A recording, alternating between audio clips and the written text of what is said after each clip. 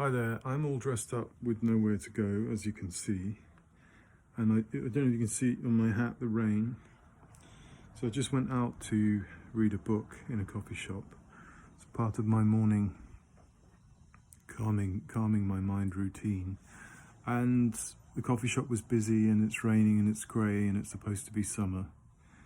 And since I'm dressed up and since I'm in a bit of a bad mood, I thought this might be a good time to make a video I've been intending to make for a while about meditation, calming the mind. It's a very simple meditation.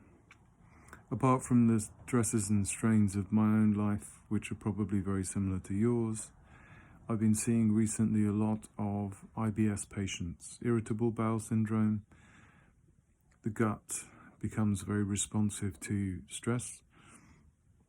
And so one of the methods, both in traditional Chinese medicine and also in modern medicine, includes meditation or any kind of stress reduction technique, stress management. So a lot of people are afraid of meditation because they think it means you have to sit down for hours and not move and so on.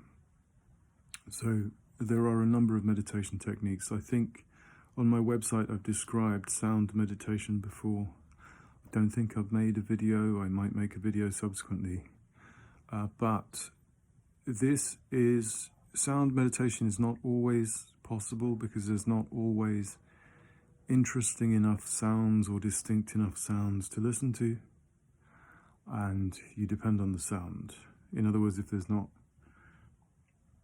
like now, there's not much going on outside of my window. There's a bit of drilling. It's not very nice. If you walk down the street, there's the sort of hum of white noise of traffic. It's not easy to focus on, and if you do, you don't feel great. So this is meditation on another one of the five senses. It comes from a Tibetan origin. I've been playing with it and I found it extremely useful, and it consists in a very simple thing.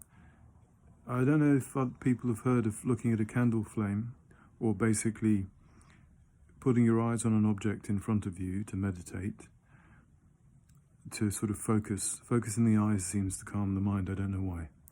This is an inner object, so you visualize in your mind's eye an object of your own choice. The advantage is if you can't walk around in the street with a candle in front of you looking at it to calm your mind down, but you can walk around with a mental image.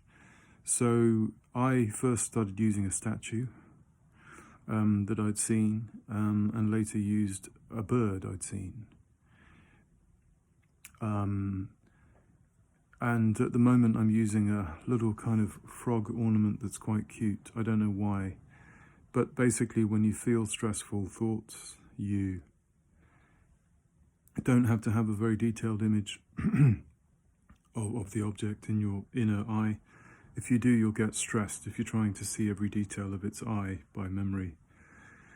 You can just focus on the color of it. So the frog I'm thinking of predictably is green. It's quite cute. It's like a cartoon thing. I can vaguely see it in my mind. Vaguely is more than enough. So also you don't need to do it for long periods of time. You can do it anytime, anywhere. I just did it on the walk to the coffee shop. I was a bit irritable. Then now I'm even more irritable, so I did it on the walk back from the coffee shop. So give it a go. If people are interested, I'll leave a link to the Tibetan teacher who talks about it, but he doesn't talk about it in great detail. But I just took a few hints and worked out a pretty simple way of using it. I have been using it for the last few weeks. I find it a miraculous stress reduction meditation. Have a go and let me know what you think if you want.